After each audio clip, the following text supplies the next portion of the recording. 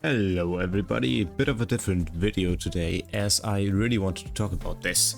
So, exactly 1 year ago I saw a little game on Steam called Enotria, The Last Song, and I was interested in that for a few reasons, which I will talk about in a second. But then I kind of forgot about the game first for a few months until one day they announced their release date on the same day as Shadow of the Erdtree, for the same release date as the Shadow of the Erdtree. So they got told that they really should change the release date, which they did. So now it's coming out in a month, basically, on the 19th of September. It absolutely looks great. It's a Souls-like set in Italy and inspired by Italian folklore, which is a very interesting setting. They marketed as themselves as Summer Souls, so it's a bit sad that the release date gets pushed into autumn basically, but Summer Souls, yeah, just in general, very bright and very vibrant world and feel to the game. I played the demo a bit, so that's what you're seeing right now. Just by playing the demo, I just really wanted to talk about this game, but I put it off. So now we're here. This is my review of sorts, of what I've seen so far. I haven't seen that much, but I do have a few thoughts about the game. So first up, as I already mentioned, the setting is beautiful. It's really original. It's not another dark gray Souls-like, while still having that feel to the world. It really felt like something new, a breath of fresh air. When everything, like, Lies of P is great and the setting is amazing, but it's very close to what Souls-likes have done in the past. Yeah, it's really nice to have like a new kind of Souls-like in a way. Summer Souls, yeah. Yeah, graphics, art direction, it's really amazing. The game looks beautiful. Not maybe in the video now because my PC can't really handle it. But in general, it's really good. Gameplay wise, given that it's a Souls-like, combat is really the main point of the game, so that's really important for me, especially that it just feels good. Like, I can't even necessarily describe it, but it just has to feel good. And it does feel good. It's a little more akin to Sekiro. You have like a posture meter that goes up and until you can riposte an enemy. I guess it's also just like Poison in Dark Souls, but you can see the meter. That's the whole thing. And parrying increases that, which is cool. You have a very snappy parry. Yeah, you have a ton of different abilities. Magic isn't necessarily bound to some stats. You can just always use them, at least some abilities. And they really change up your playstyle in a way. You also have a huge selection of just buffs and abilities in general, accessed via a skill tree. I found that to be very overwhelming in the beginning, like when you just load into the game and you have a huge amount of options. That's a bit too much for me personally. So I hope that in the full game, this is the demo, so we don't know how it is in the full game. I hope that these gradually unlock, so you don't have the situation that you load into the game and you have 6 or 8 different slots. I don't remember exactly how many there were, which you all can just customize from the get-go. Just put so many different things in.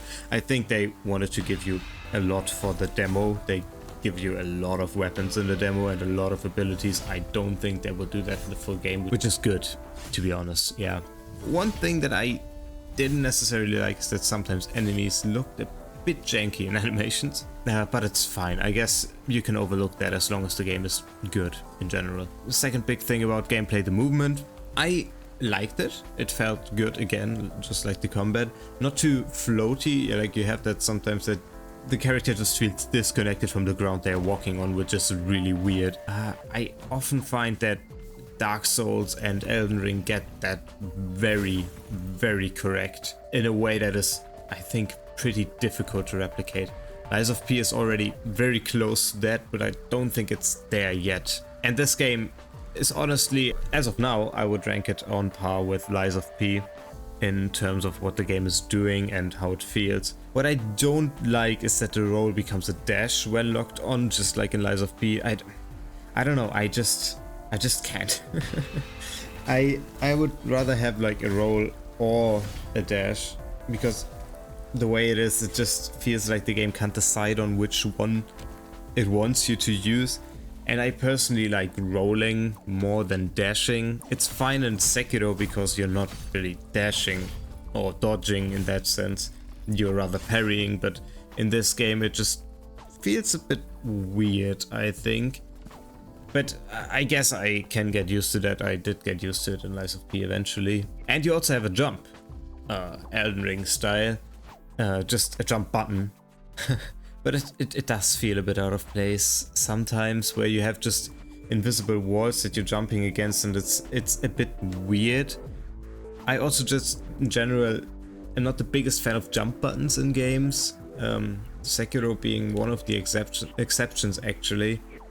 I just don't really like jump buttons because they always feel weird, and you can feel that in like the way the jump behaves in this game. Just jumping up and then staying in that weird pose and just floating through the air. It's, I don't know, that's just, I think, my personal dislike of jump buttons in Souls-likes especially. Otherwise, music, extremely fitting for the setting and really makes me excited to play the game. Just listen to this, okay?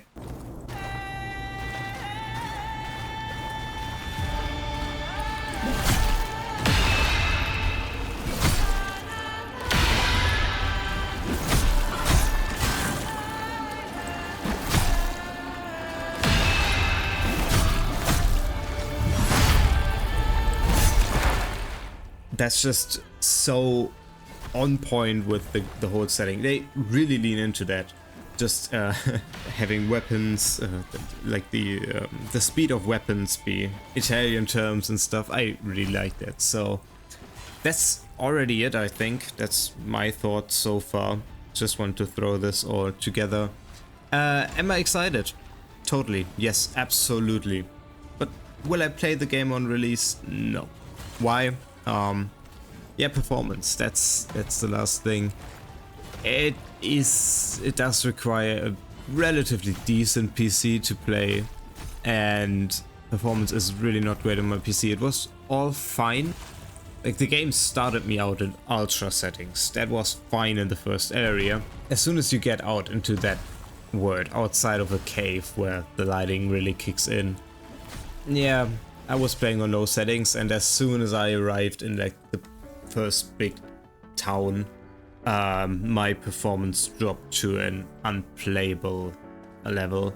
So yeah, I guess I could potentially play the game at a lower resolution at lowest settings possible at 30 FPS, but I really don't want to do that to myself. I would rather just wait out until I can play the game in a way that feels good and looks good, because I don't know, after Lies of P I might want to let's play that game. We'll see.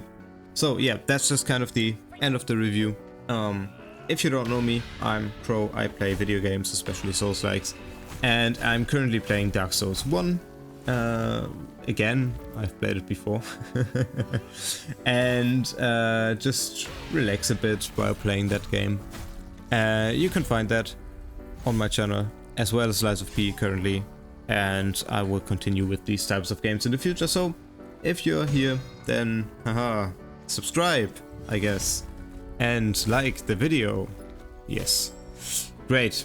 Well then, see you next time, and goodbye.